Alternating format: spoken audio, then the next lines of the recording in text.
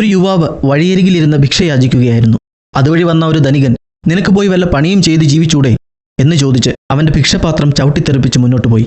എന്നാൽ ഏതാനും മീറ്റർ ദൂരെ എത്തിയപ്പോൾ ഒരു കാർ ആ ധനാട്യനെ ഇടിച്ചു തെറിപ്പിച്ചു. പെട്ടെന്ന് ഭിക്ഷക്കാരൻ ഓടിച്ചെന്ന് ആ ധനാട്യനെ ഓടയിൽ നിന്ന് പൊക്കിയെടുത്ത് റോഡിൽ കിടത്തിയിട്ട് ഒരു കാറിന് കൈകാട്ടി.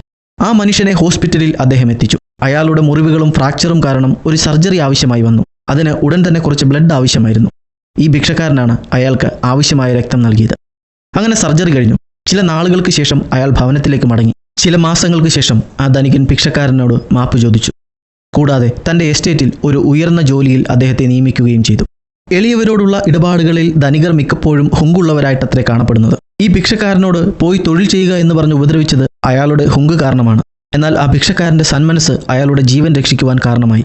യാതൊരു പ്രതികാര വാഞ്ചയും കൂടാതെ ആ ധനികനെ സഹായിക്കുവാൻ ആ ഭിക്ഷക്കാരന് സാധിച്ചു. ഏതു സാഹചര്യത്തിലും നന്മ ചെയ്യുവാൻ മനസ്സുള്ളവർക്ക് അനുഗ്രഹങ്ങളും ഉണ്ടാവും. ആകയാൽ ഹുങ്കും പ്രതികാര വാഞ്ചയും ഉപേക്ഷിച്ച് ആർക്കും നന്മ ചെയ്യുന്നതിന് നമുക്ക് സമർപ്പിതരാവാം. നാം അവൻ്റെ കൈപ്പണിയായി സൽപ്രവൃത്തിക്കായിട്ട് ക്രിസ്തുയേശുവിൽ സൃഷ്ടിക്കപ്പെട്ടവരാകുന്നു. നാം ചെയ്തു പോരേണ്ടതിന് ദൈവം അവ മുന്നൊരുക്കിയിരിക്കുന്നു എന്ന് വചനം പറയുന്നു.